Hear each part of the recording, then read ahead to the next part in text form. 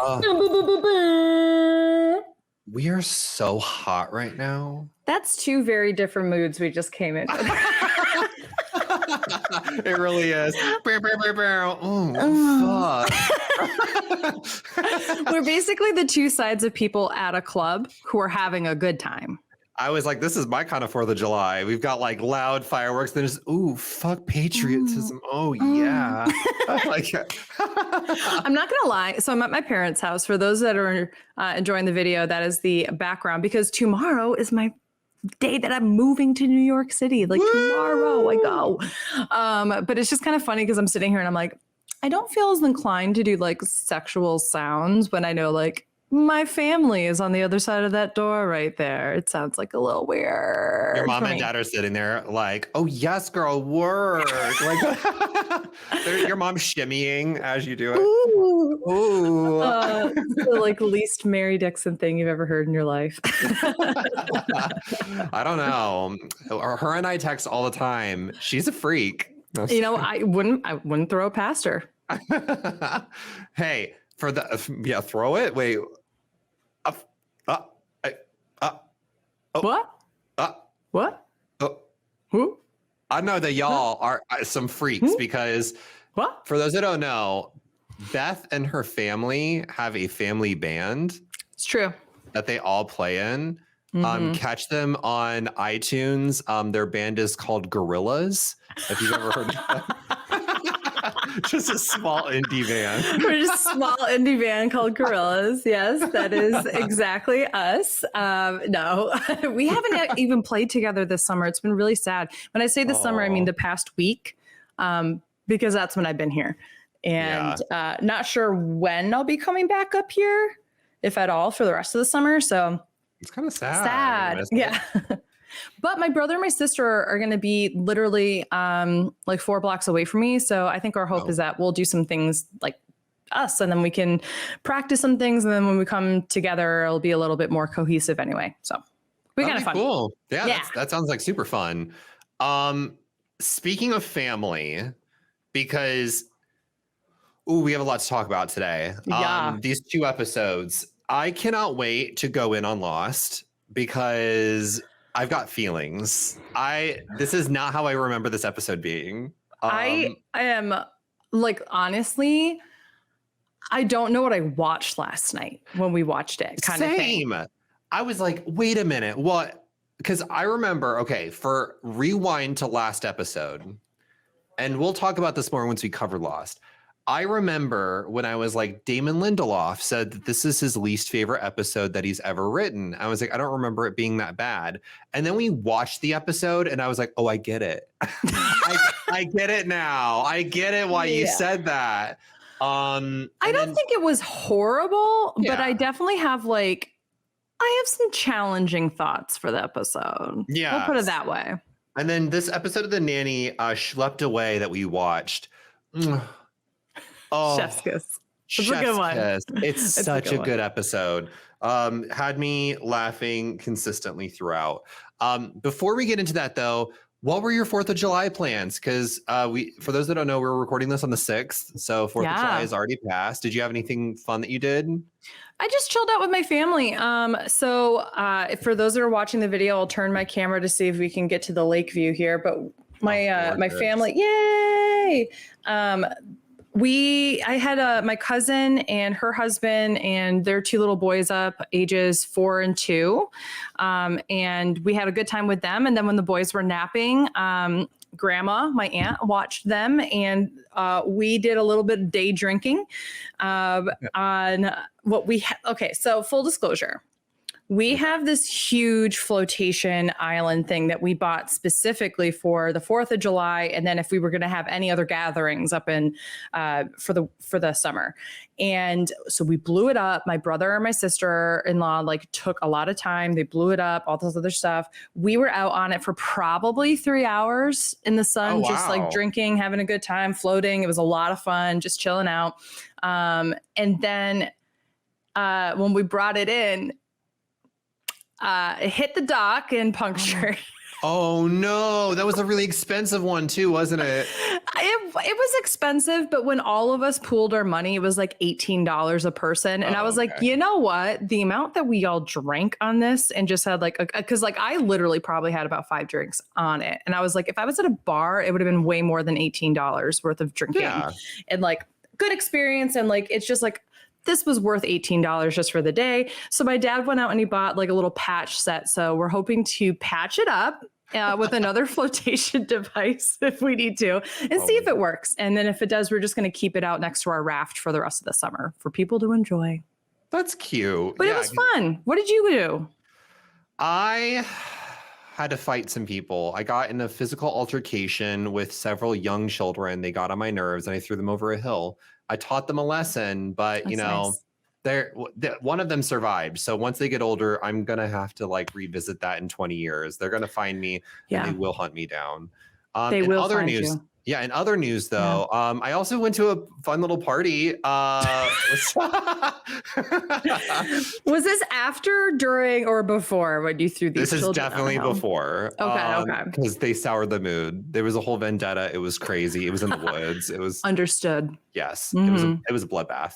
So with my friend Erin, who we live near here in Missouri, she invited us to go do her family's 4th of July because my family is like 6 hours away in Omaha, Nebraska. So I went with Nigel and it was so much fun. We went swimming. We had a crab boil. It was a blast. I really loved it. It was Nigel's first 4th of July. He got to watch some of the fireworks when we came back because where we live is up on a hill. So they have like, fireworks all over the place. So he got to like experience fireworks here in America. And it was a blast. Also found out our dog doesn't freak out to fireworks, which is probably the best part of the 4th of July. That is something, you know, I used to, okay, so my cousins and I, when we were a little younger, about 10 years ago or so, in less than 10 years, we used to set off fireworks illegally. Pigs. Yes. No. So what would happen was that so like in Pennsylvania, it's legal for them to sell fireworks, but not to Pennsylvanian residents. It's only legal for people who don't live in Pennsylvania to buy them or something weird like that. So weird. My cousin's husband lived there and she lived in New York City and they were dating at the time. Or at least he had like a Pennsylvania license. And so he used to bring her there and they used to buy like literally thousands of dollars worth of fireworks. Oh my God. And we would put together like, first of all, we were all drunk. So we thought we were just like so creative and amazing. But we like where my aunt's camp is, it's through the woods behind me and it opens up to the main part of the lake. We have like a little bay right here. And we would put off these fireworks and we would be like, okay, so what we're going to do this time is like, let's do like 2 big fountains, 2 small fountains. And then we'll do like a mortar and that like just shoot up halfway through, but let's do one of the 150 shot ones. And like, we'd be sitting there like lighting fires while we were like, not in a state where we should have been doing it. And everyone on the lake was like, yes, good job. There was like, meanwhile, an actual professional fireworks show like across the lake. So we had a couple mishaps. One time my brother shot a mortar and we were like, what if we angled it in the sand so that it had a different angle? And it ended up like, if this is okay. So for those that aren't watching, like it basically went, whee, and looked like it was going to hit the water and then exploded right on top of the water. So it was just like a wall of flames, like and sparks on top of the water for like a split second. It was really cool looking, but like fully people are out in their boats, like watching the fireworks. So like we were really lucky we didn't hit anybody. Yeah. What the fuck? So we were like, we're not going to do that again. That was bad judgment. All the fish were they just saw their life flash before their eyes, like the great light in the sky. Yeah. See, I used to love fireworks. I've gotten to the point where I'm like, well, it's an unnecessary danger on top of the fact that like, it's just like the massive amounts of pollution. Like we will find like fireworks stuff from last summer up on the shore by the time winter comes. And we're like, oh, that's so gross. Like this is in the lake, like, Yeah. you know, and then on top of it, the amount of people who might be suffering from PTSD or anxiety issues and dogs and cats and just the other wildlife that lives here. Like that's got to be really, really awful for them. Fuck them. No, I'm kidding. Yeah, no, seriously. No. No, I feel you. I'm not big on fireworks either. I also grew up like where I lived in Omaha was literally not even oh my God, like not even half a mile away, not even a quarter of a mile away from this huge baseball stadium that used to be in Omaha. And there would be this massive fireworks show. So Wow. it was really cool during the 4th of July because everyone would come and like on our street, they'd set up chairs, all these people from around the world because the College World Series happens in Omaha, Nebraska. Oh, cool. Yeah. And so I remember distinctly, there's just one memory I have of the 4th of July. And there was a family, this is so strange to me. They were a German family that lived in Japan. Okay. And the children were, and this is where I was like, whoa, there's so much out there because I was young. So all the family was white, but the children could only speak Japanese. Oh, interesting. And so yeah, so it was an all German family, but they were purposely teaching their children Japanese as their first language. Don't know why. Wow. They were. And the husband had been living in Japan for the last like 15, 20 years. So he had lived a considerable amount of his life in Japan. Wow. And he met his wife back on like a trip to Germany. They moved to Japan and then they've been raising their kids in Japan.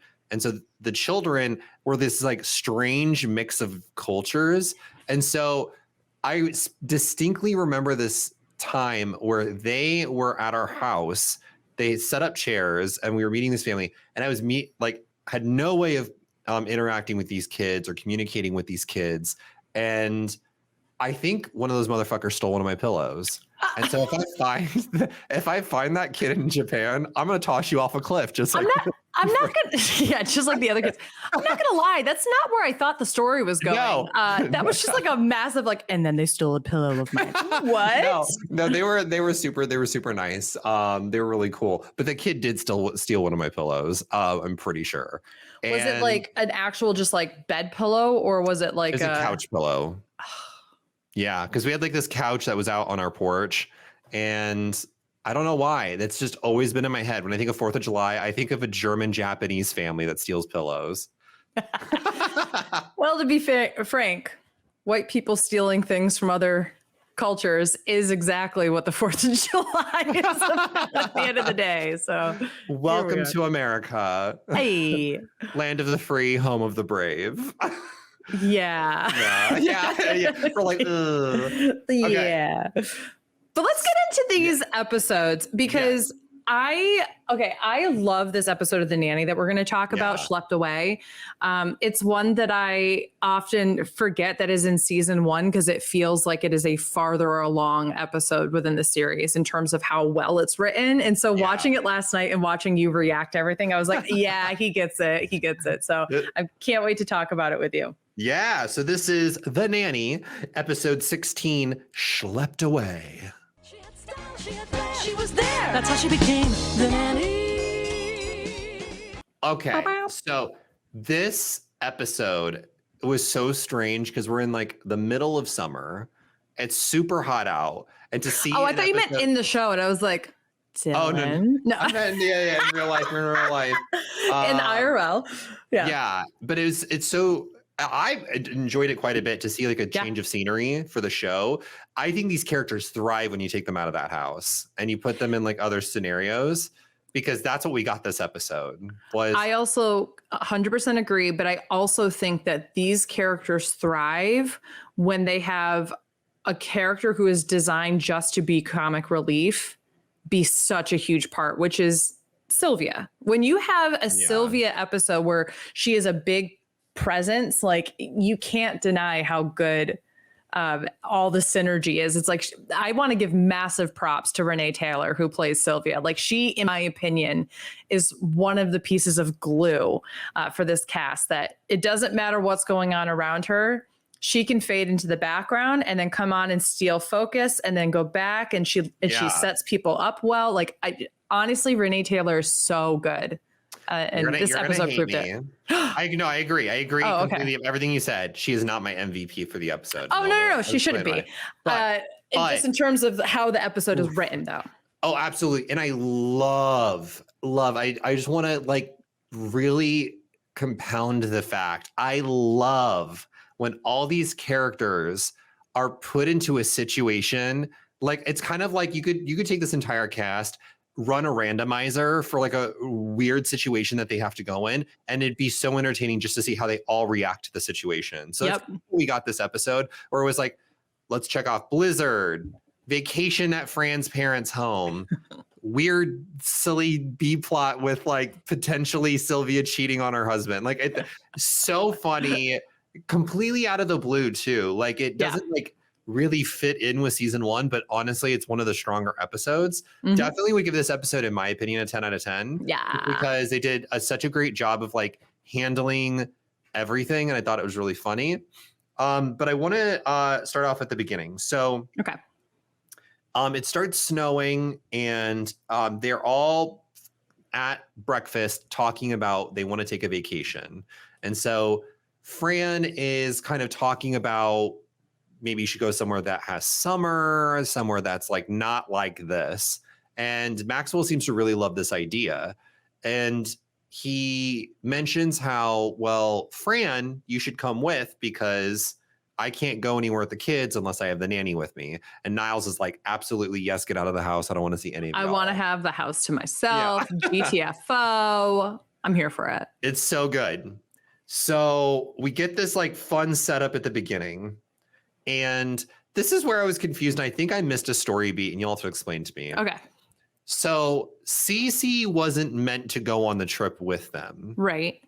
So, but they were like, were they taking her somewhere? Because she was in Yes. So she has like a standing appointment with a senator, which was kind of alluding to the fact that she is not necessarily going for business, but more so for pleasure. So like there's this idea that she's like, she's like, oh, well, I can't. She wanted to go on the trip, and then she saw that like Nanny Fine was going, and like her like way of trying to get back was basically to be like, well, I have a standing appointment with a senator, so I'll be going with the senator.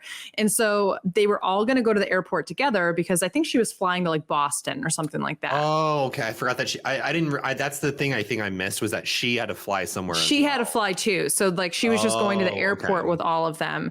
And that's why she's in the limo with them.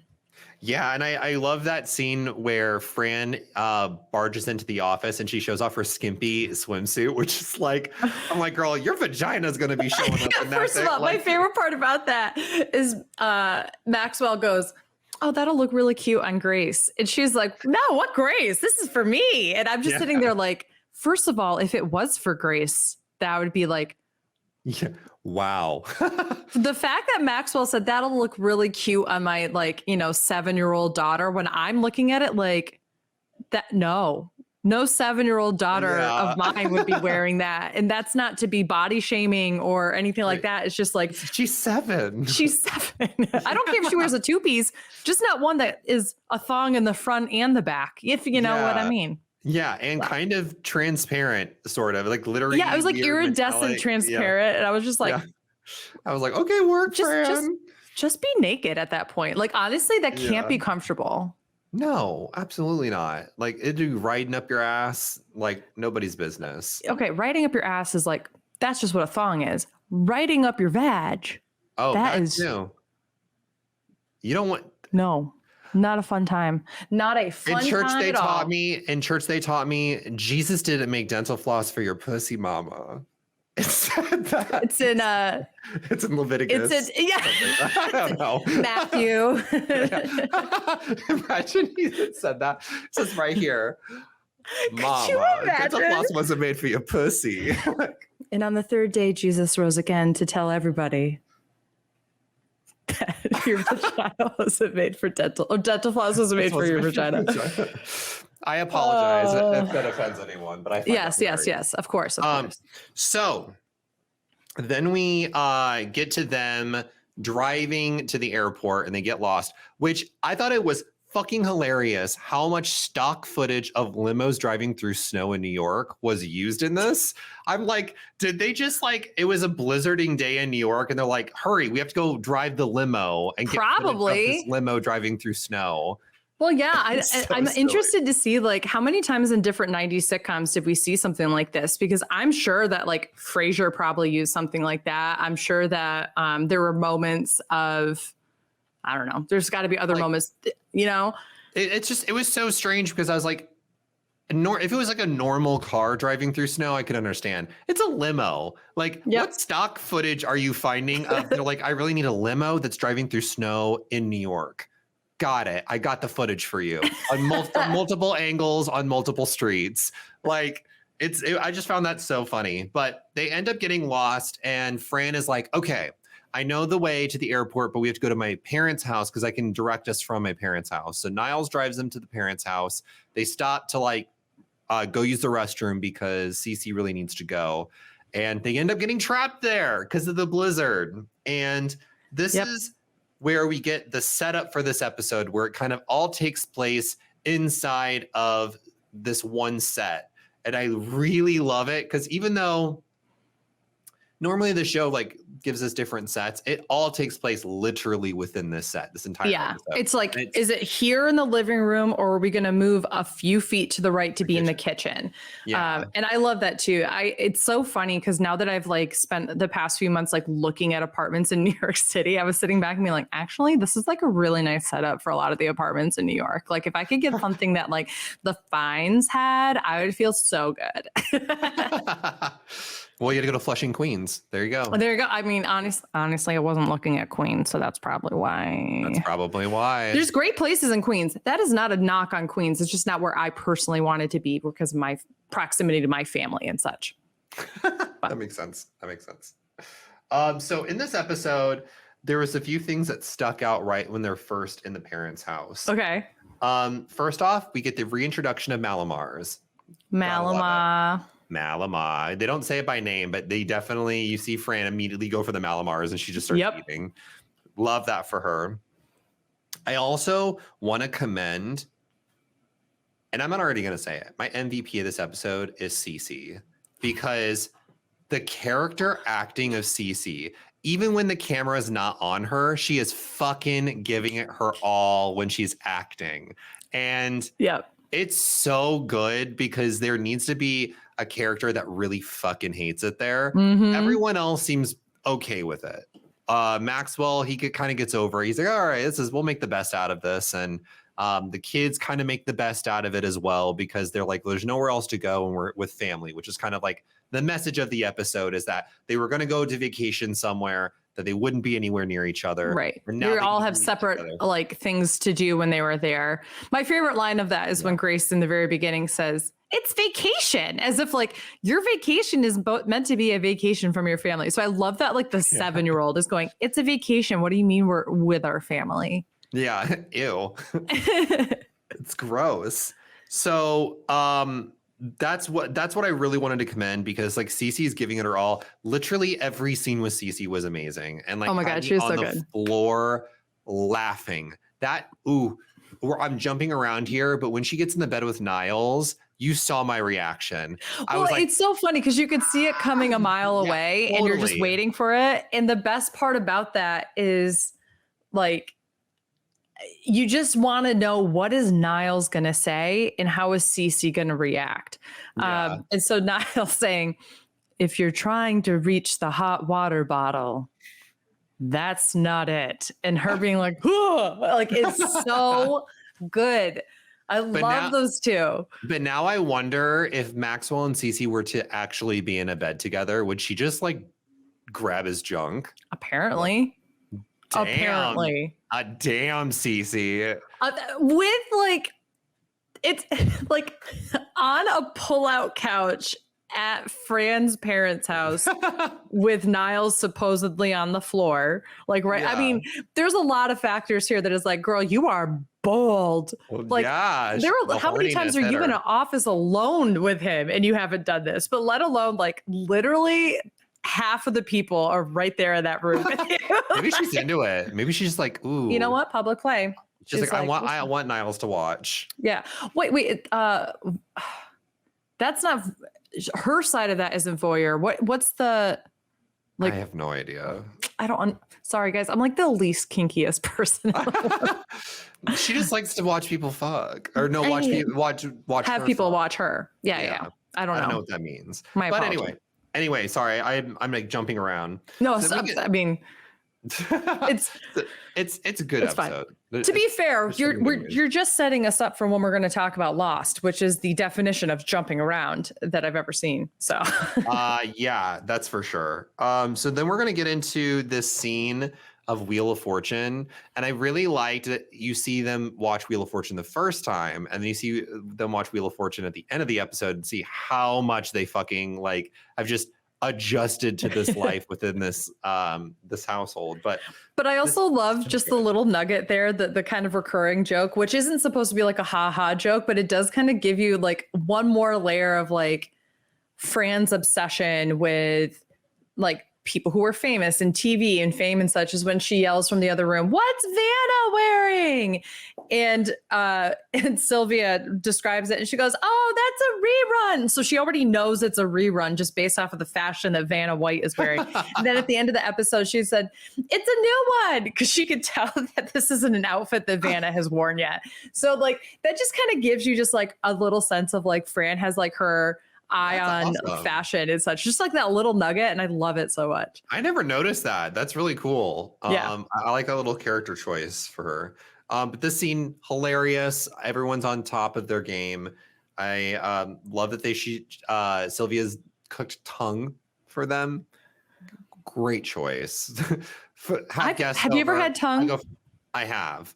I've had cow tongue. Is it good? Very chewy. Okay, so I wouldn't like it. I am not a chewy person. Okay, Yeah. have you ever had cube steak? No. It's like I think it's like a cheaper kind of cut of meat. But when I was younger, I have like this specific memory of like sitting at this house that we were renting. My mom had made cube steak and me just trying really hard to chew it. And it would not, like, I felt like it was growing in my mouth, like rather than like, I was just like, "Ugh." And I'm pretty sure that's not what cube steak does. I think in my like 7-year-old mind, I was like, I know this is shocking, but I think I was being dramatic. And so I just have like this whole like, "Nah, I hate it." Nah. And I was like crying at the dinner table. My mom was just like, "Then don't eat it. Then don't eat it." I was just like, "Bah." So I need to make a scene out of it. So I have a feeling that if I were Grace's age, I probably wouldn't have said, "The tongue's delicious, Mrs. Fine." Yeah, and then they all give her like pieces, which might I add, the meat that they were eating did not look like tongue. I was just gonna say it actually looked like tongue, not like cooked. Like I was like, this does not look like cooked tongue. Like, I've seen it. and It she's doesn't look what it looks like. So I loved that like little moment for everyone, and Niles was great. You can tell like Niles is really getting into Wheel of Fortune, which I thought was hilarious. And then we get the clear outfit of the episode, the tropical get up. Oh, I thought you were gonna say the world's greatest lover t-shirt. Absolutely not. I was like, I hope to God he's wearing something under that, because he moves in the wrong direction and we're just getting Niles bulge. My favorite part about that line, him coming out though, and that is him going, "I hope no great expectations come from this outfit." All right, but seriously, so is the tropical look that Fran comes out in? Yes, go continue on with your look of the episode. It's so gorgeous. The audience is eating it up. She walks in, they're like, "Ooh, yes!" Like they're living for this. And you heard one gay go, "Serve." Yeah, they did. Yeah. I literally heard the single gay in New York. The one. The one gay in all of New York City. They LA, were technically. living. Oh, that's right. They filmed this in LA. Mhm. Yeah, there's not a lot of gays out there, so probably that poor gay probably was looking for attention. Everybody knows California is like the least gay state there is. It is a desert. Lots of lesbians, no gays. Yeah. Not a single one. That's Wyoming. No, I was kidding.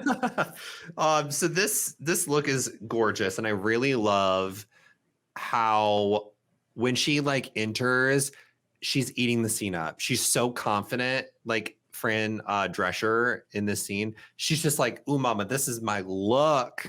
And they're living like everyone's eating it up, and even Maxwell's like, "Oh damn!" Like, "Oh." Do you see her check her up and down with it too? His eyes. He goes, "Miss Fine," and he's like going up and down with his eyes, and I'm like, "Oh." So I loved this, and then this is where it gets weird for me. I almost rated this a 9, but I was like, I'm not gonna knock it because of this stupid scene. So Kenny shows up. Yeah. Who clearly looks like he's like 24, but is meant to be playing a 17-year-old. And I've noticed this is the second time where they've had a kid who is meant to be like really young, that is a guy, that is clearly played by a man who is like in his early to mid 20s. Yeah. Which makes no sense because Kenny comes out and he's like, "All right, guys." I just how he sounds, but like, "All right, hello, Maggie." Yeah.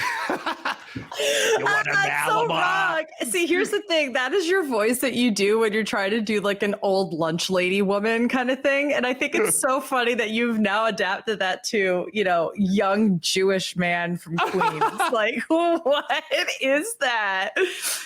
Hey, Maggie, you want to come and help me do laundry? Let me tell you a little bit about permanent press. You want to come fluff and fold me? Bring the snuggle. Oh my God. See, that's basically what happens. Kenny shows up, and I wrote, Kenny looks old as fuck. Poor kid, 17 years old, looks like this. And he shows up, and surprisingly, Maxwell is like hella chill with Maggie just going off with this random kid that shows up. And Maxwell's like, yeah, he seems like a really nice kid. Yeah. I think that the fact that she's not boy crazy about him, I think that what I have found in rewatching season 1 is that anytime Maggie is like gung-ho about something, that's where Maxwell goes, ooh. But the moment that Fran is more gung-ho about something that Maggie is going to be doing, he's a little bit more chill. So Fran's the one that said, why don't you go do laundry with him? Is like kind of like go to know somebody who's your own age and that kind of thing. It's not like a slight. I'm happy that Maxwell was like chill. No, but it's an important thing to point out because I think that there's a lot of inconsistencies as to when is Maxwell happy and when is he not happy specifically about Maggie and boys. Yeah, it was a bit strange, especially when they come back and he like alludes to Maggie being good at fluffing. And I was just like, she's 14. I was like, excuse me. Did you not catch that? I never thought of it as sexual that way. Clearly the way he says it is he's like, oh, she's really good at fluffing and folding. And like the way he says it, I'm like, ew. I literally have never caught that as a sexual thing. I've only ever thought of it as like fluffing and folding. Like, fluff. Fold. There you go. I just always assume like the way he says it, I'm like, okay, this is meant to be an innuendo, but I find it very strange because her character is meant to be 14. She's like 14. Yeah. Yeah. In that context. Yikes. Yeah. No. That's a moment. Yeah. So I could do without Kenny in this episode, but I mean, it's still a fun episode. So then we get to the big plot of this episode where Sylvia is like, all right, Fran, I need your help. Go into the kitchen, rub some cream of mushroom soup on a chicken. Yeah, yummy. Actually, if you were to put that in a stew essentially or roast it, it probably would be really good. But probably, yeah. But speaking of butts, chicken butt, the butt of the joke here is that they go in to help Sylvia out because Fran's a good daughter. She loves her family. And then potentially her family could get torn apart because of this love letter that she finds in the butt of this chicken from Polly, or is it Paul? Paul Zalaski or something like that. Paul Zalaski from the butchery that Sylvia always gets the meat from. And so I was like, oh shit. Okay, wait a minute. We're getting some like actual plot here. I'm kind of here for it. And we have this really interesting conversation between Maxwell and Fran, where Maxwell is kind of the pillar of reason here. Because normally it's like the other way around in the show, where Maxwell's being very irrational, unlogical, or illogical. And Fran is like trying to like ground him. And now he's doing that for Fran because Fran's freaking out thinking that, oh my God, Sylvia's cheating on Morty. Like my family's ruined. I don't know what to do. And Maxwell's like, okay, chill. It's like a single letter that we found and like Morty might know about it. Like basically trying to tell her like, stop freaking out. And this continues at night. This is the whole reason why Maxwell gets out of bed to go into the kitchen because Fran can't sleep. She goes into the kitchen. And once again, he's there to kind of be the voice of reason and listen to her and her issues, which is, I think, the first time we've legitimately seen this I think so. in the show. So I love that it's not that it's subtle, but I love that you're bringing this up as a talking piece because I think the series would really suffer if it was always Fran solving Maxwell's issues and you didn't see it reciprocated, especially if they have a chemistry. Yeah, I think they're showing this because they want us to see them as a couple. Going like we're getting to that point where like eventually we all know they're going to become a couple at some point. And this is like them laying the groundwork for that, especially because like we're in their parents' house. She's talking about family and all this kind of stuff. And like, that's kind of like. And how the two of them have like her parents have inspired her to look for love in the world because that's like what she wants to replicate, like all those different kinds of things. And it's, I think moving forward, something that's really fun to kind of just pay attention to is that dynamic of, you know, Fran's upbringing and her relationship with her family and Maxwell's upbringing and his relationship with his family. And thinking about it now, we're going to get another good dose of this in the next episode. So that's why I'm excited that we're talking about it now, so that maybe next week we can relay some of what we watch back to this conversation. Oh, this will be fun then. So then we get this like night scene and they're all like switching beds. Brighton's having his kicking dreams. Kickboxing dream. Yeah, his little kickboxing dream. And then he is sent off to go sleep with his sisters, like in their bed. And Maxwell's like laying in bed and he's having a hard time sleeping. And then Fran goes into the kitchen and then he follows suit. And that's when they have that conversation further about Morty and Sylvia. And so Niles is having a hard time sleeping. So he hops into the bed. Well, he has a hard time sleeping because four people in a row step on him. Step on him. Yeah. And that's where we get this iconic scene of Cece trying to hop into bed with Maxwell and she accidentally gets into bed with Niles. She jumps out. It's just so good. Like Cece is on top of her game. Also, there's a scene earlier where she spells out help on the backwards on a window so it would face properly. Yeah, I was like, icon. Love her. That whole scene where she's like next to the window with her head on her like arm and just like looking like she would rather die than be there. It's just like, that is the epitome of when I think of like Cece's character in a situation that I love that Cece doesn't hide how she's feeling. Like it's one of my favorite things about Cece. Yeah, no, absolutely. And this is where I was floored that they covered this in a 90s show. We learn the truth after Sylvia is confronted by Fran after the scene where Sylvia is like talking about dinner and talking about meats. And Fran is like, oh, you got more meat? I've heard that you get meat all the time. Or she's like making these like references that Sylvia's like sleeping around with Paul. My favorite part about that, of course, is Sylvia catches on that she's talking about the love notes and she goes, Fran, have you been going through my meat? And it's so good. And this is where they cover an open relationship of sorts that Sylvia and Morty have, not on like a emotional or sexual level, but on like a flirting level. Yep. So, which I was like, oh my God, this is so modern to be talking about this stuff in a 90s sitcom.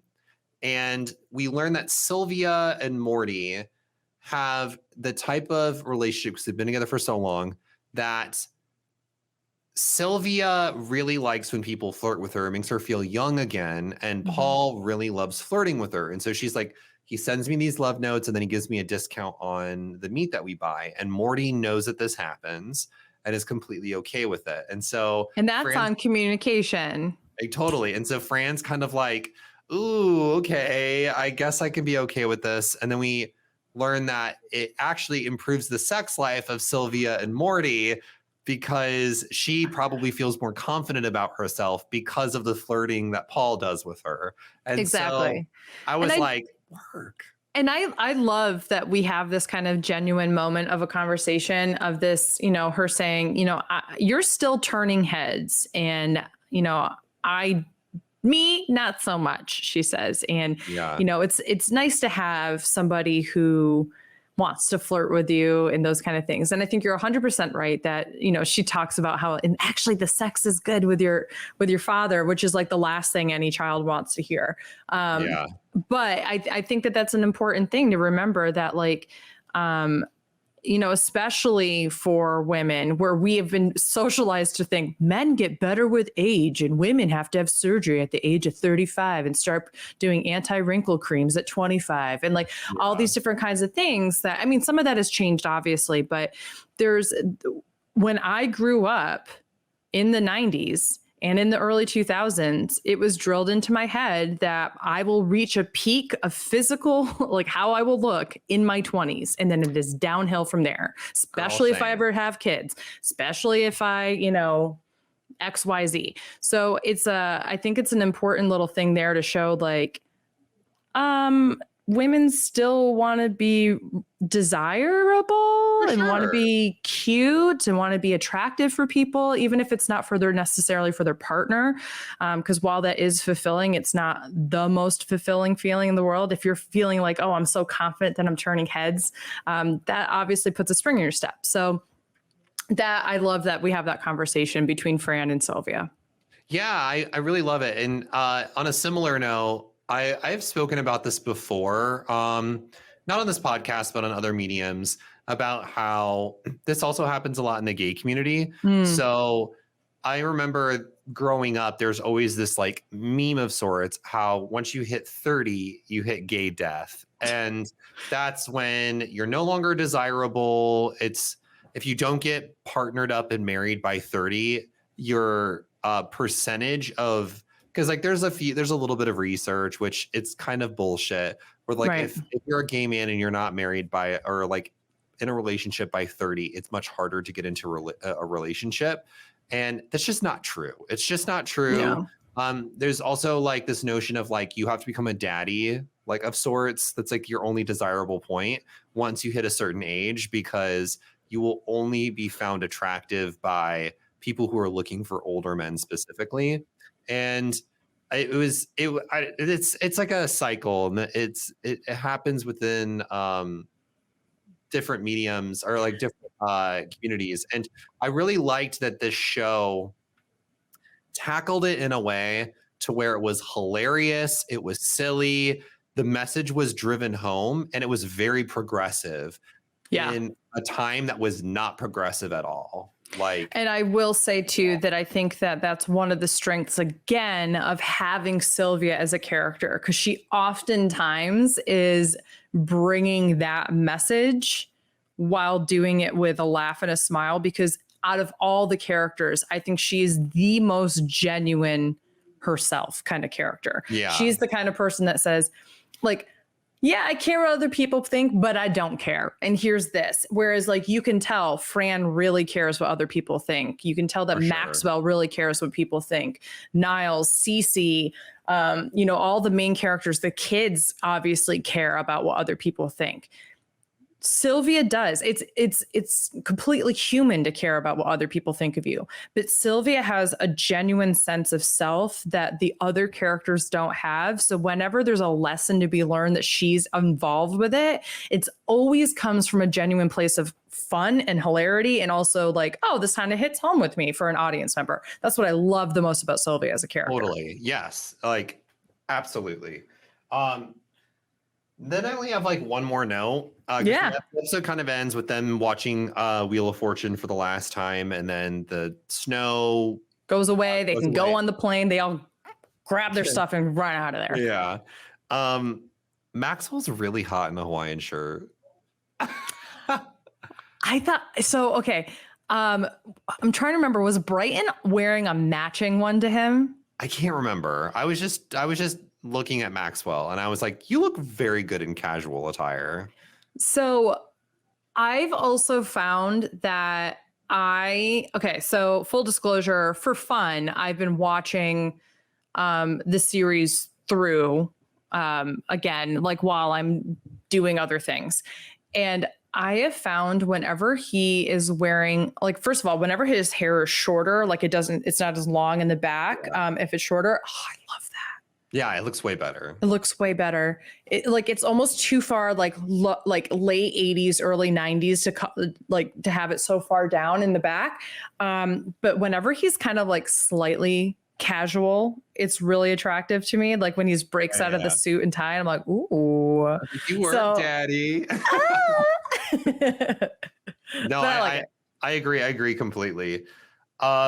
So I'm going to do something unheard of. So my MVP is Cece. Yep. LVP, no one. I feel like everyone was on their A game this episode. I thought you were going to give LVP to Kenny. So I'm not going to give it to Kenny because as a character, he served his purpose. I don't want to give someone an LVP just because they look.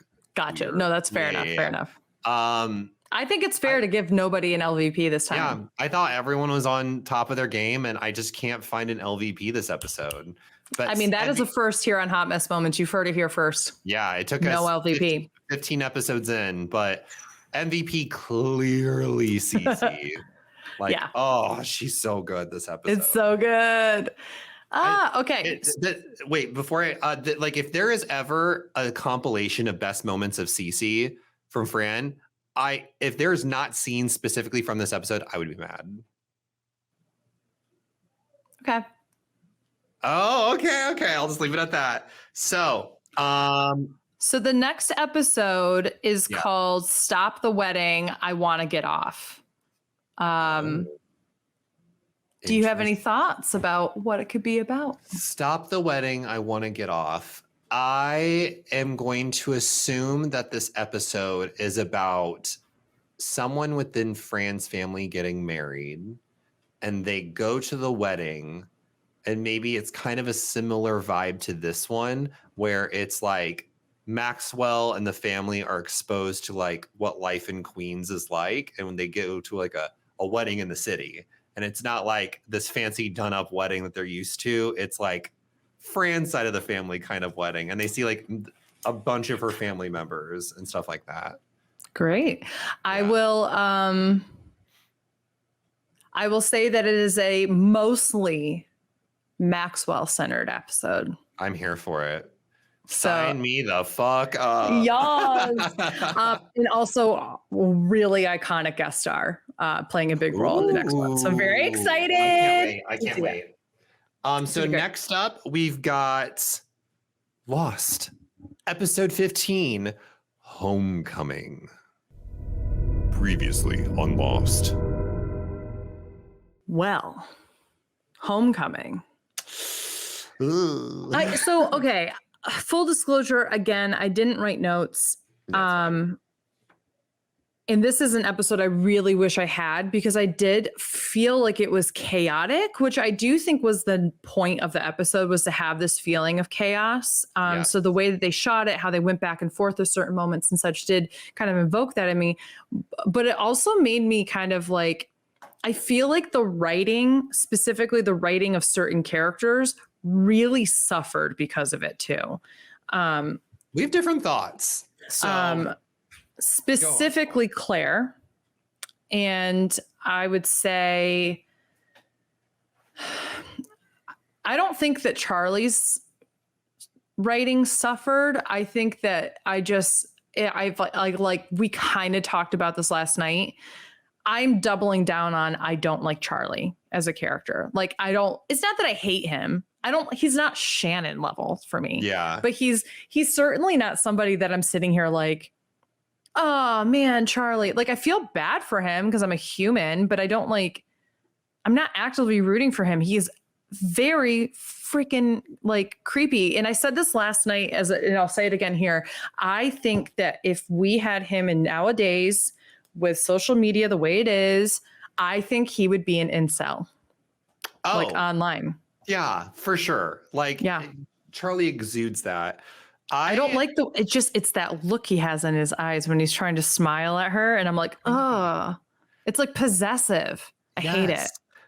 I think this episode horrifically suffered because, similar to last episode with Michael and Walt, there's only really one storyline this episode. Yeah. There's not a lot of B plot that happens. Yep. It's just one single storyline. With Michael and Walt, it was easy to follow because we were getting like a beginning, middle, and end. With this, it's like the stuff in the past doesn't really impact the present until the last scene. Yeah. And even then, it makes me not care about the character. It makes That's exactly my point. Yes. Yeah. We're like with Michael and Walt. And here's the thing. I will say that I think that this is one of the few times that this might be the only time. Please correct me if I'm wrong here, if I've said otherwise. I think this is the first time a flashback has made me not like a character more.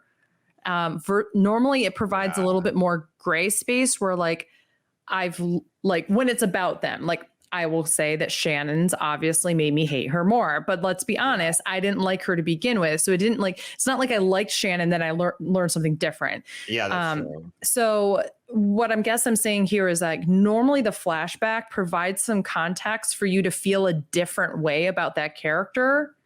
And I do appreciate that this is like, maybe people have really enjoyed Charlie and Charlie had a near-death experience and they felt really bad for him. And there's all these different kinds of things. Look at this dark side of him almost. Yeah. And I get it. But at the same time, I'm like, I just don't care about him then. So like, I'm writing him off essentially. Yeah, it was a very strange. I personally felt like the writing was so off on this episode. A lot of the characters, they did the best that they could in terms of like the circumstances that happened within the episode to try and like protect people. But Charlie's character is a whiny bitch. And again, he has never taken responsibility for himself ever. And yet he feels like the way to take responsibility is to have to take care of somebody, normally a woman. Like it drives me absolutely crazy. It's like, first of all, like to change a quote from RuPaul, how the hell are you going to take care of somebody else if you can't take care of yourself? Can I get an amen? For real. I mean, but seriously, like there's that adage that people say, like, you can't love and care for somebody until you love and care for yourself, because otherwise the relationship becomes about taking care of one of you and not both parts. It's a partnership for a reason. It is a compromise. It's a give and take situation. Yeah. And he is very much like overdoses on the give portion, but also overdoses on the take portion. And I say that overdosing in both literal and figurative words of that, you know, it's just strange to me because I think back, what is the purpose of this episode? There has to be a reason. Each time we get an episode of this, there's a reason for it. Yeah. So the present day stuff, the reason we are getting what we get is to tell a little bit more of what maybe Ethan might be, give a little bit more of a hint to what like could be going on. But to the past, it's literally just showing a character flaw. That's all. But I also have to say that some of the writing here, and like I'm sure this gets answered in a couple episodes or whatever, it seems very inconsistent for plot points too. Yes. And that's the other thing that I think really suffers in this episode. I can guarantee it is. It is like very inconsistent. The fact, okay, Ethan is so incredibly strong and he can Makes just no like sense. appear and such, but somehow Claire escapes him and he needs Charlie to like deliver, like just go into the camp and get her then. Like what's wrong? So there's that Makes no portion. sense. The other part of it too is like, he was so sure that Jack was tracking him before, but he can't catch 5 people waiting in the woods to attack him and ambush him. It's so Like, weird. There's just that's what I mean by like there's things that are inconsistent with some of the characters as well. Like it to me, I felt like this episode came out of left field in terms of some of the writing choices when they have been developing a storyline that doesn't seem to go in that direction. Again, they could be changing that. This could be like a gotcha kind of thing to show you something in the future or to provide context in other episodes to why this makes sense. I could see that being a case, but for right now, I'm kind of left feeling underwhelmed by the episode, even though there's a lot of action in it. And I do love action-packed episodes, but I think I'm going to give this a 5 out of 10 episode. That's generous, I would say. Like I honestly, I had mentioned it at the beginning of the episode, but Damon Lindelof was interviewed after the series had finished and was asked what his least favorite episode of the entire series was. And I'm not going to mention like some of the other choices because they're episodes that have not happened yet. And I cannot wait to get your thoughts when those episodes happen. But he said specifically, and I want to read verbatim what he says. Okay. He says, "Oh my God," pauses. "I think my least favorite episode in this episode." Oh, he's like, my least favorite episode we did in the first season called Homecoming. It's when Claire comes home from having been in the jungle for a couple of days. And Ethan weeks. Yeah, for real. It's been 2 weeks. The backstory is Charlie is trying to go straight and he's selling copiers. At the end of the episode, he shoots Ethan. I wrote that episode, and it's my least favorite episode of the show ever. Like, when you think about it, I'm going to go off real quick. Please do. It's Please do. not just the writing. The editing is so fucking off this episode. I mentioned several times in my notes, what is with them using the fade in edit? Yes. They've never used that before. It's literally only in this episode. They never use it again. It makes no sense. There's like this weird, Charlie's like looking off, fade in to like the next scene. I'm like, what? That's so odd. It's like they gave it to somebody to do an iMovie and like as if they were like playing around with it for the first time. Yeah.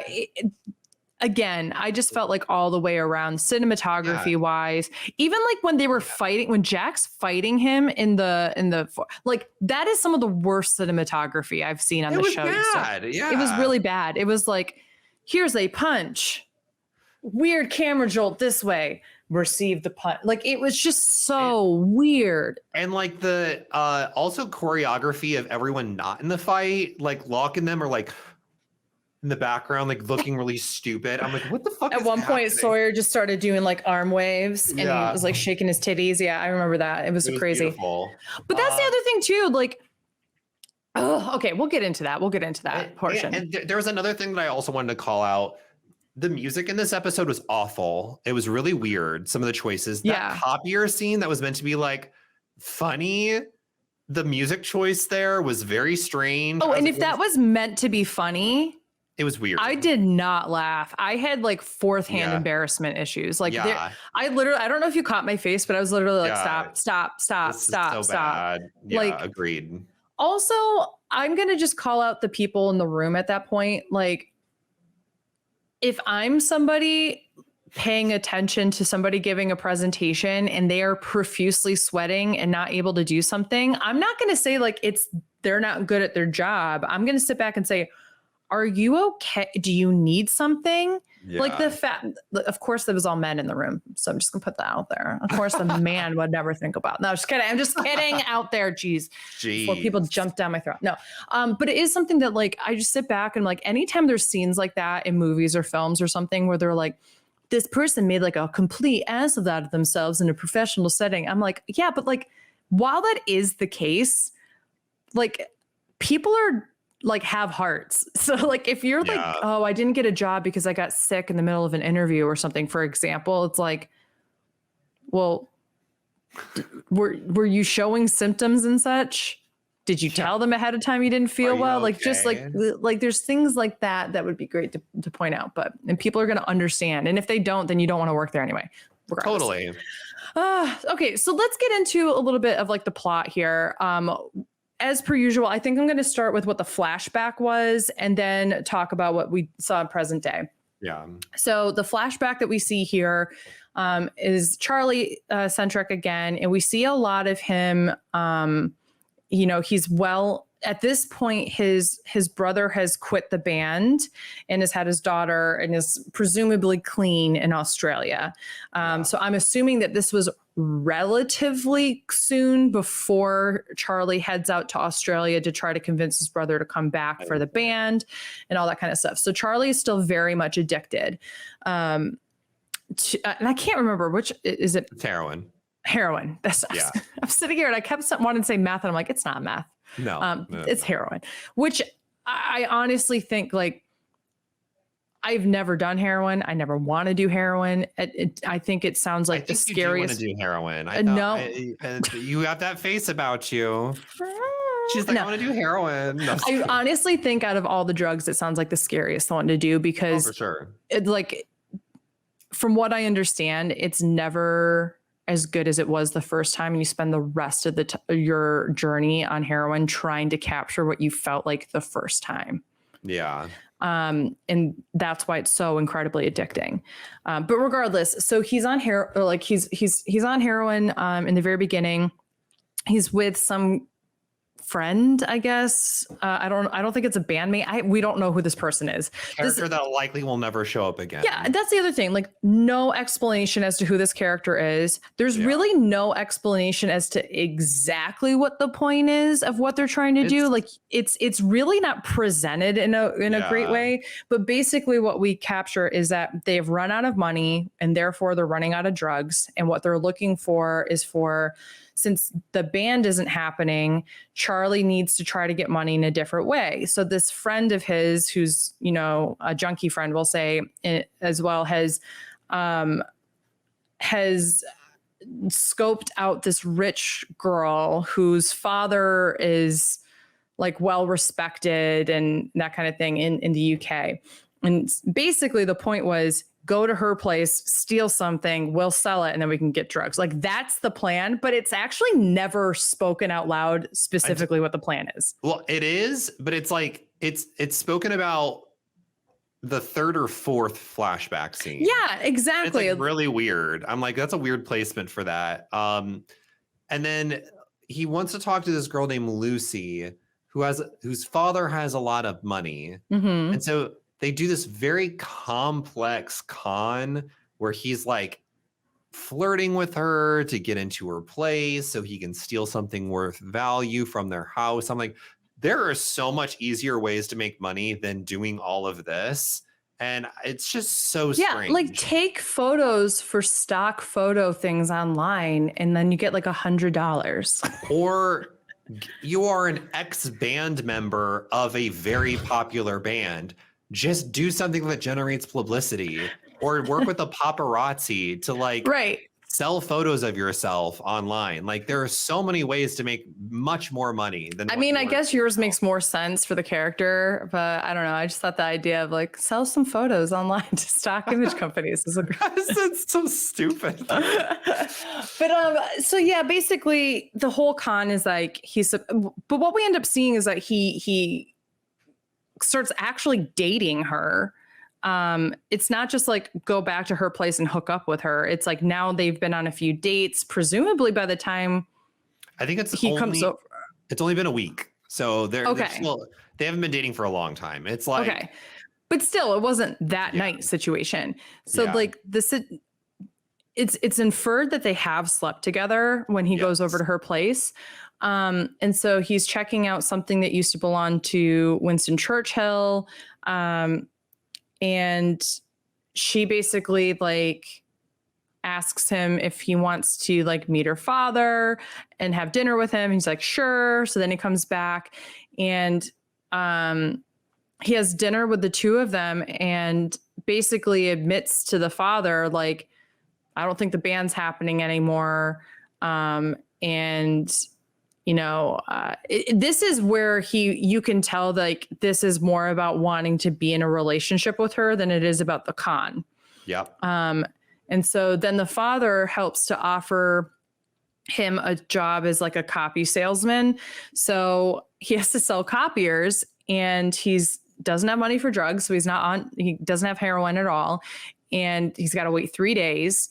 And he goes on his first day of work and he's trying to make a sale and he's sweating profusely and he ends up getting sick in the copy machine, which was like, you couldn't think of anything better. He literally opens the copy machine. Like that's going to do anything. I will say, actually, it was probably much easier to clean it off that flat surface than all the little nooks and crannies on the top. True. So there's that. But I just like, and then it's pretty obvious. And like before that too, before he goes to work, that's when he actually does steal the Winston Churchill. I don't even remember what it was, like a medal or something. I think it's like a cigar case. Oh, okay. Yeah. He steals something that belongs to Winston Churchill.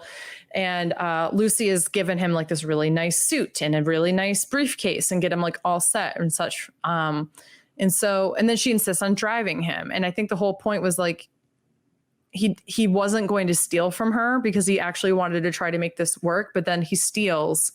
And because he had to go to the hospital, they go through all of his belongings. They notice that he did steal. Yeah. He goes to her house to apologize. And she basically was like, why did you even take the job in the first place if the whole point was to con? And he was like, I wanted to prove that I could take care of you, which I think was his way of trying to say like, because I actually genuinely started to like you and I didn't want to pull off this con, but like I had my impulses and it was awful and blah, blah, blah. And that to me is exactly what his issue is that he refuses to say what the real truth of a situation is and always try to present it in a way that doesn't seem as bad in a form of manipulation in order to make them, like, especially women, whether it's him or Claire or anybody else, feel like, well, it's a necessary thing for him or he's really trying to be a hero.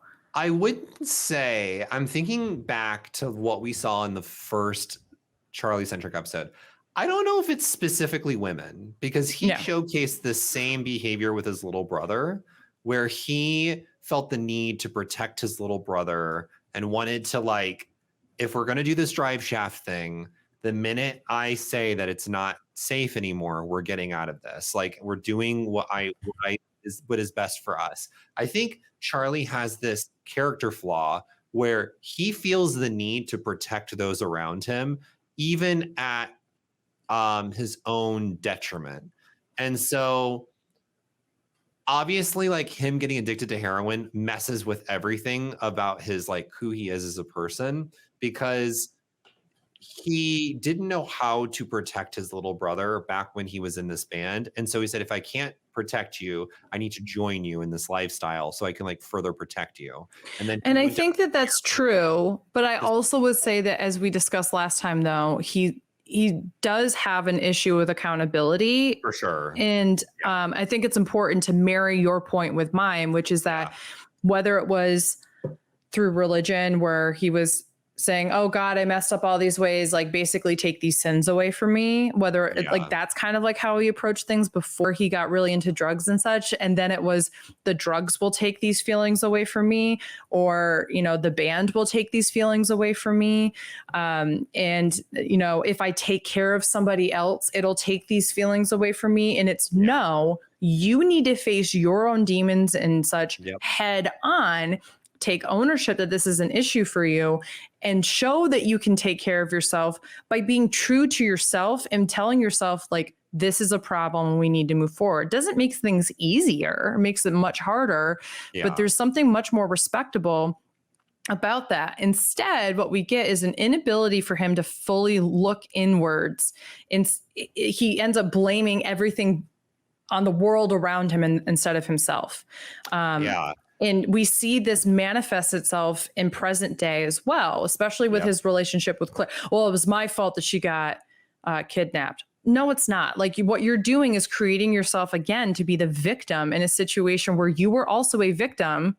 What you need to take ownership over the fact of is the way that you treated Claire is very similar in many ways to the way that you treated Lucy, which was, I need to show you that I can take care of you. I need to do all these other things, rather than just like allow them to also have agency in their decisions and hear them and respect their boundaries. No, agreed completely.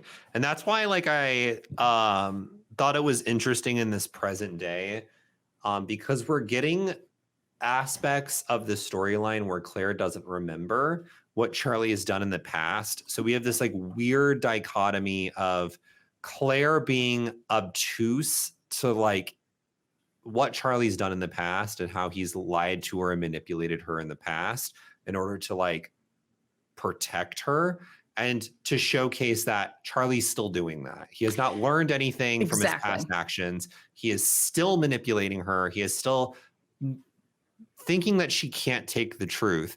And Claire's character, from what we know in her backstory, is she has been through a lot. She can handle it. Like, you just tell her how it is and she'll muster up the courage to like have to deal with something. And that's what's going to push her even further away, because of the fact that she's like, I want to be the bait. I want to stop this guy. I do want to be the hero of my own story of sorts. And so, and also, she doesn't want other people to suffer. Agreed. Because of her and her story, but by having people not tell her what the story is, makes her even more of a victim, but also more of a quote unquote bad presence because of other people's perception of their eyes on her. I think the other thing that's important to point out here too, is maybe it's not, because I literally just lost it. No, you're good. You're good. Keep going with something. So I was gonna let's start at the beginning of sorts. So, and we can like hop around, because again, this is like a single storyline. Okay, go. I did remember. Okay, I just wanted to say, I think one of the most important things that a power that you can have over anybody else is the power of memory. If you can tell people something that they don't remember about them in particular, what you are doing is asserting a dominance and saying, you did this, or you were like this, you said this, you did whatever. And that informs their experience about what happened, but it comes from somebody else's perspective rather than their own lived experience. So memory, whether it's something as innocent as your parents telling you, you did this when you were a toddler and you don't remember it or whatever, or something a little bit more sinister, or, you know, somebody drugs you and then tries to fill in the blanks for you with false information or make you think a different way. It's incredibly manipulative. It's also something that people do often in order in very sinister ways, especially if you've been kidnapped or been attacked or something like that.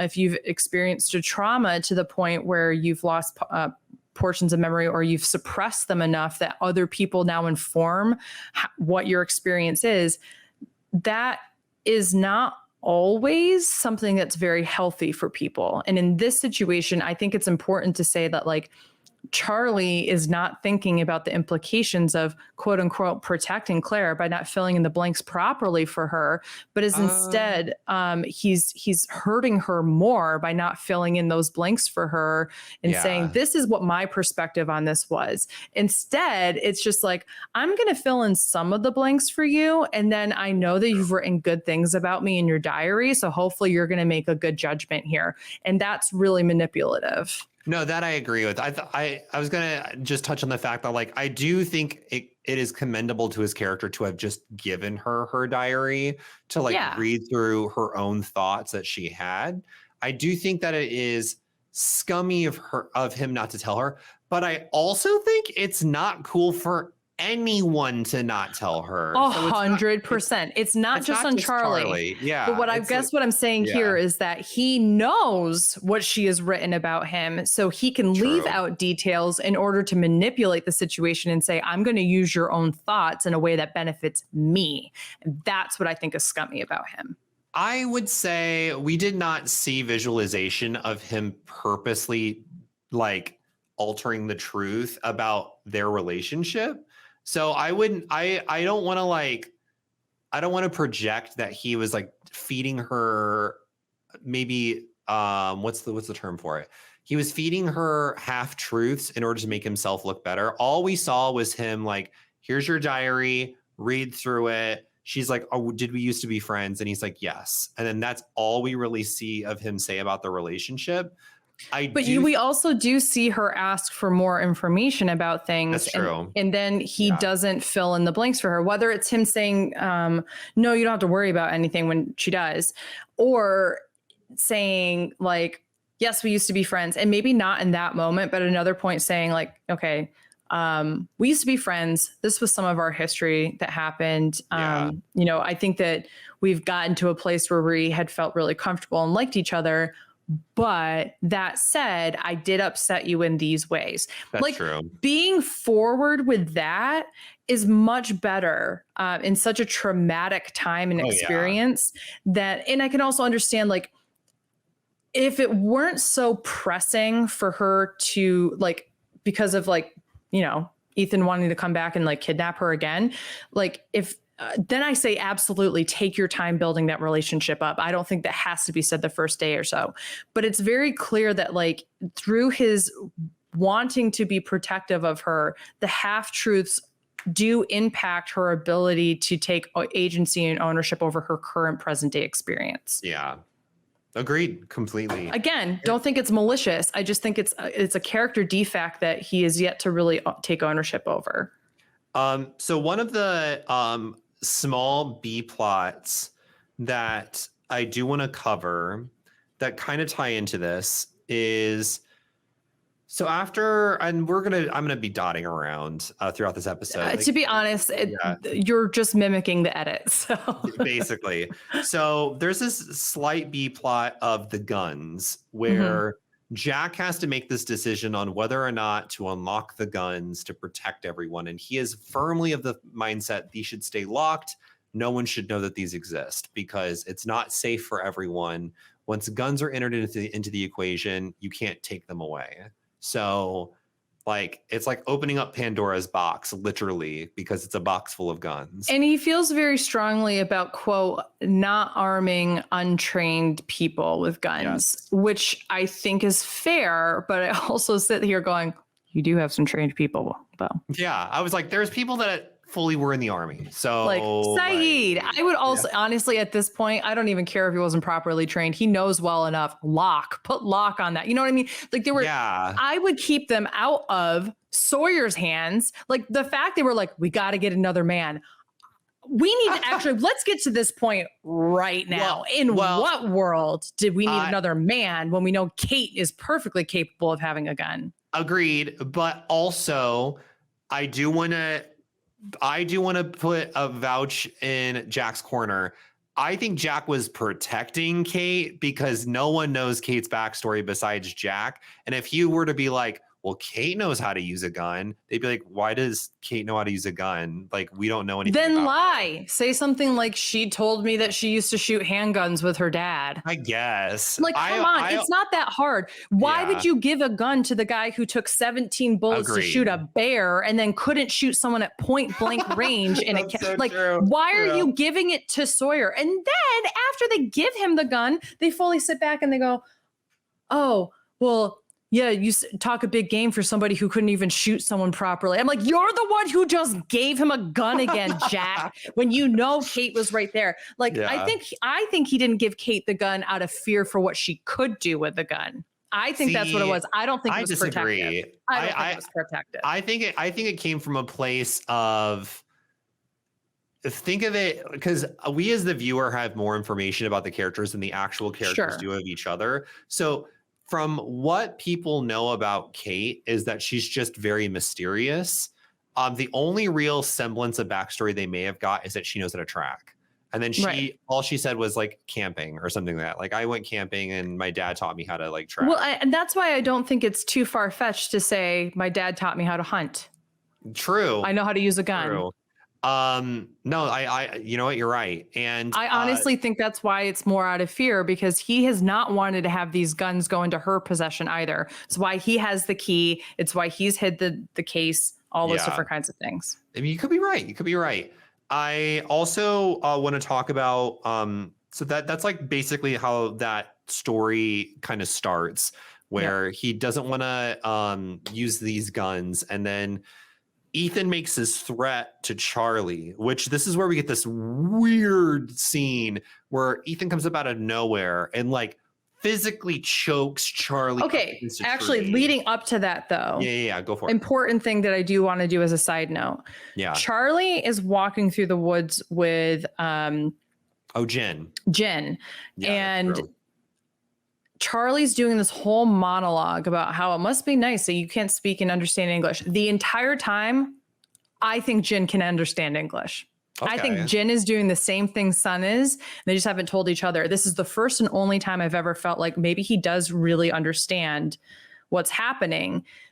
And it wouldn't be too far-fetched if he had been working for some powerful person and been doing all these other missions. He probably had to learn English in some capacity, or maybe other languages and such.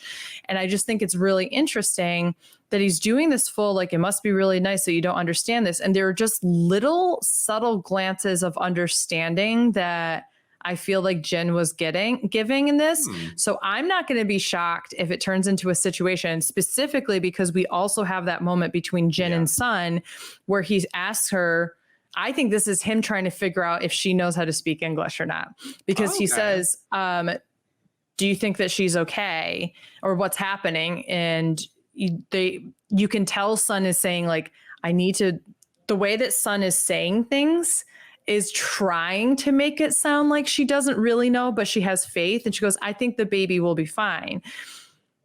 I still think that's a mistake on her part. I think what she should have said was, I hope the baby is okay. When you say, I think the baby is okay, it gives some kind of understanding that you're understanding some of the situation of what's happening. Yeah. Which she's not supposed to. So I definitely think this was a test from Jin to Sun in that situation. But I also want to point out one thing that he says in that scene that I thought was really interesting. He is basically he seems irritated with everyone else because he's like, I'm suffering because of the actions of them, not because of stuff I'm doing. And he's like, I'm really pissed off that we have to suffer because these other people don't know what the fuck they're doing. Which, like, that's really rich coming from a paid assassin. True, very true. And I think it's more so and this is where I thought was really interesting, because side note, I'm just going to say it now, next episode is a Jin-centric episode. I guarantee. Oh, I'm going to. No, it's not. I'm sorry. Okay. Next episode is a Sawyer episode. I got the episodes. The one afterward is Jin. Okay, because I was going to say, if it's a Jin-centered episode, that's when we're going to learn he does know English, and Beth was right. Mark it off at 122 or whatever I'm at. All right, we'll have to see. But it's really interesting because I thought it was an interesting character choice to have Jin attacked by Ethan, because we haven't really seen Jin interact with anyone else outside of Hurley and Claire and Sun. Those are like the main three characters, and Michael a little bit. Also, I want to point out something. Yeah. Jin gets hit right where his heart is. Yeah. With that amount of force and trauma should have stopped his heart. Yeah. Point blank, he should be dead. Yeah, he got hit hard. He got hit hard. It was a perfect circle on his like chest, and it was right where his heart was. That should have killed him. And I think the island somehow kept it so it didn't, or Ethan did something to make sure he didn't die or something. Yeah. And like, it's just, and this is like where we're getting the inconsistencies, and I'm going to call it inconsistencies. I'm not going to call it plot details because it is very inconsistent. there's just no real rhyme or reason to Ethan. He's like shown to be very normal, and then he's like shown to have superhuman strength, and then he's shown to be super stealthy, but then he's shown to be a complete fucking idiot and doesn't know how to track people. So like it's so wishy-washy on where Ethan is and like what his abilities are and like who he is as a person. I thought it was very interesting that we get a moment where Locke, Boone, and Saeed are making these traps. And I was like, this is cool. We're getting like, they're using the resources they have to like create this perimeter. And and this is such a dumb point to make, but I really love it from like a production standpoint. There is a scene specifically where Boone is sitting there and he's meant to like try and like guard. And I think like he's trying to like guard the perimeter and he falls asleep because there's like this moment where they're talking about how they're not trained soldiers. They're not prepared for this type of work. And they kind of in the next scene show just how unprepared they are to like deal with something like this. Like Boone's super eager. He wants to prove himself. We've seen this in his backstory. He wants to be a hero.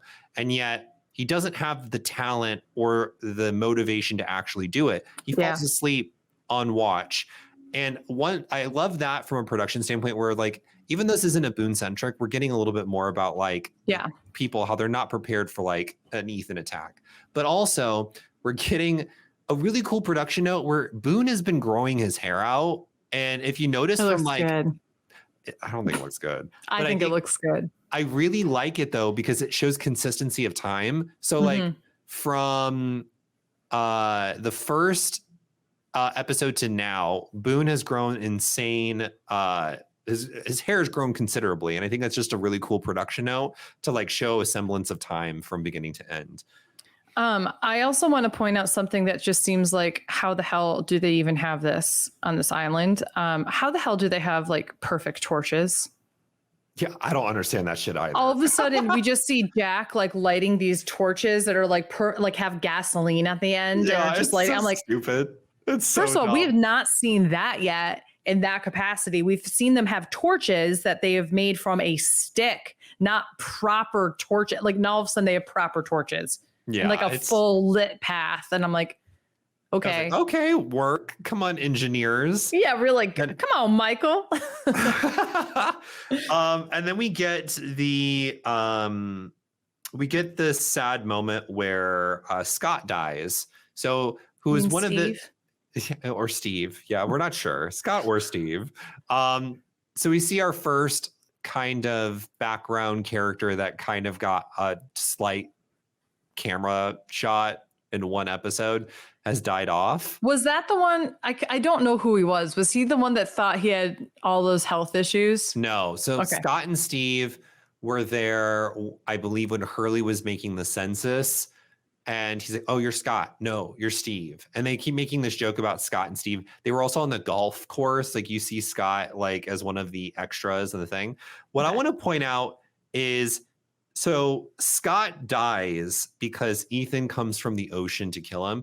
And they specifically mention both arms he was mutilated. Both arms broken. Every single finger was broken. And it's just crazy that like nobody would have heard him die.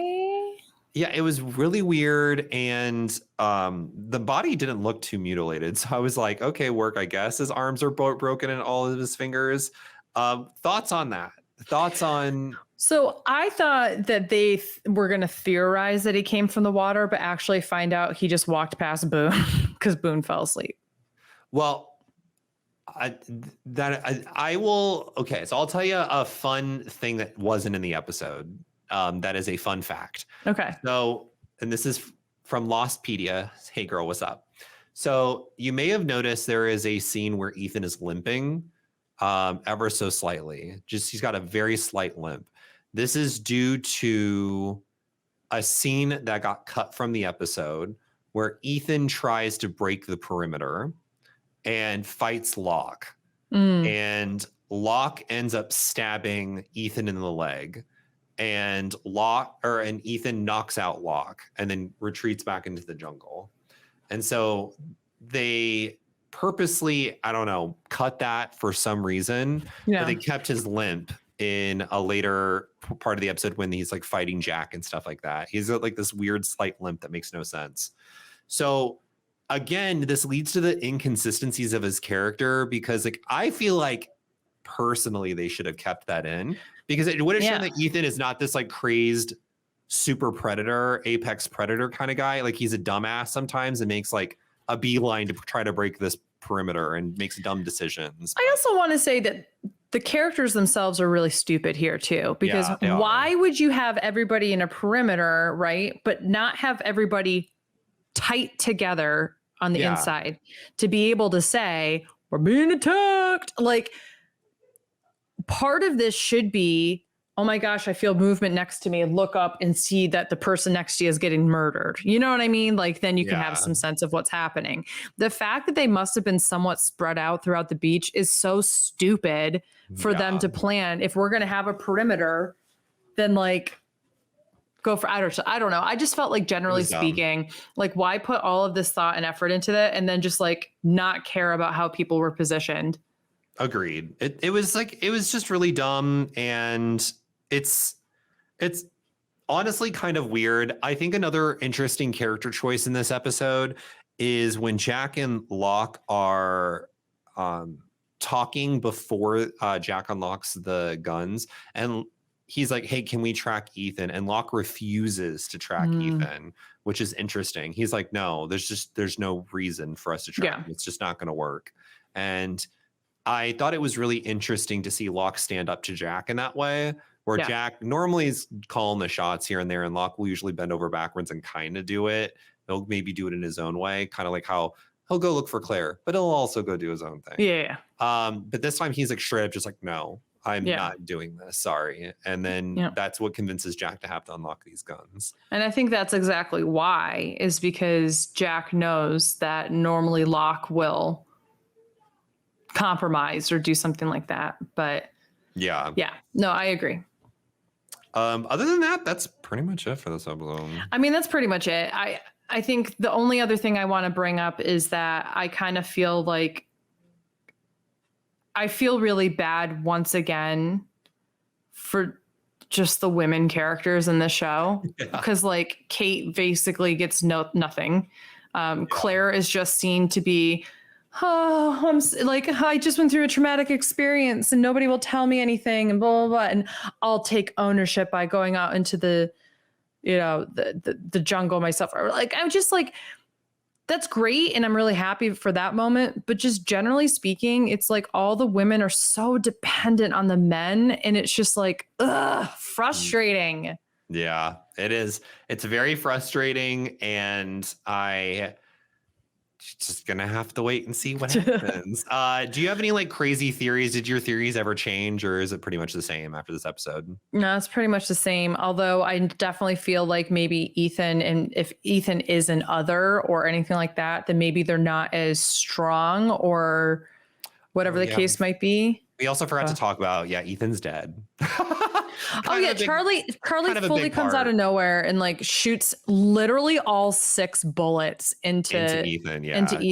The motherfucker's dead. He's dead. I also kind of want to talk a little bit about like, Jack, why the fuck are you getting off of him just to see if he'll get up again? Like stay also, why is everybody just standing there? Like, that's what I'm saying. Like the choreography is weird. Like the Locke's like, all right, Jack's got him. And he's like doing this weird thing with his shoulders. Yeah, but even like when he like, then Locke does this weird movement where he's like, Claire, and then like runs over to Claire with a knife out, like he's gonna stab her. Like it was so weird. Yeah, it's a strange episode. But then like Sawyer and Saeed are just like kind of watching over Jack just go punch, punch, and then Jack just gets off him, and they're standing there.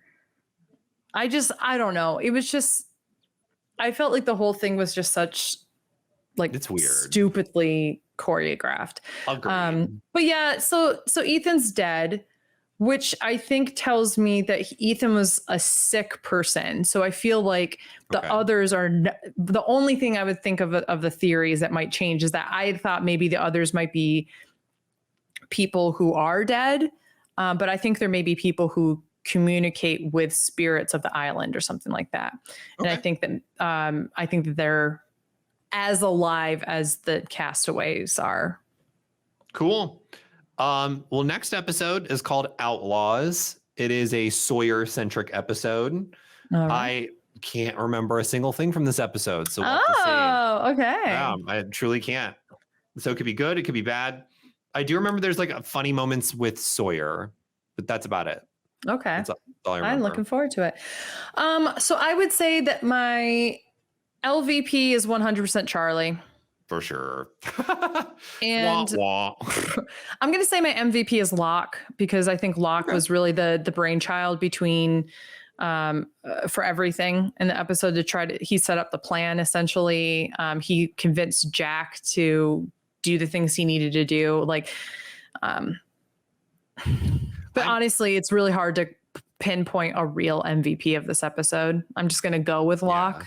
Yeah. But another fun fact about Lost is now that guns have been introduced into the show, they actually hired a specific person to track the guns on the show to make sure there is consistency with like bullets, the amount of like how damaged they might get over time. They had someone that was like a gun expert to make sure that like there is consistency throughout. That's pretty cool. Yeah, which I thought was really neat. I saw that on one of the special features on one of the DVDs, and I was like, oh, I like that. This is kind of fierce. So yeah, next episode 16, Outlaws of Lost, and then we've got episode 17 of The Nanny, which is Stop the Wedding. Yeah. I want to get off. Yeah, and this has been Hot Mess Moments. This was so much fun. Yes, talking about these. The great episode of The Nanny, very subpar episode of Lost. And you know what? We've had weeks where we've had weaker episodes of The Nanny, strong episodes of Lost, where they're both strong episodes, where they're both weak episodes. So it's bound to happen. But you know, I still enjoyed it. Like, don't get me wrong. Even though I think this was probably the weakest episode I've watched so far of Lost, I still enjoyed it. Yeah, so. and we are getting to a point in Lost where I think like maybe the next like 2-ish episodes I don't really remember, and then it's just banger after banger after banger of what comes out. Like they end this season with a bang. I cannot wait. Yeah, it's gonna be very intense and interesting. And I would say that the last 2 episodes of The Nanny are really good, with the last episode of The Nanny season 1 being one of my all-time favorites. I can't wait. I can't wait. But my name is Dylan Zahner. You can check me out at 8-Bit Dylan on Twitter, across social media. And you can find me at AugustaWind11 on all my social media and Twitch. You can also find Dylan on Twitch as well. Yep. And next time you see me, I'm hopefully going to have a New York City apartment background going on. That's going to be so cool. Yeah. And this has been Hot Mess Moments. Make sure to check us out on Twitter at Hot Mess Moments. You can also check us out on YouTube for the video version of this podcast if you just want to see our faces and our reactions, or you can check us out on Spotify and Apple Podcasts. And I'm going to go visit Beth soon. Woo-hoo! Later in July. We're going to be visiting. Only a couple more weeks from now. I know. So what we might do is we might try to film some episodes in advance, and then maybe we can try to do like one in-person Hot Mess Moments where we watch maybe we can do like a night where we watch an episode of Lost, an episode of Nanny, and like just talk about it in person. Yeah. That'd be kind of fun. That'd be so much fun. Yeah, like an in-person episode of Hot Mess Moments. Yeah, let's do it. All right. Well, thank you all so much for tuning in. We will see you next week. And until then, bye. Toodles.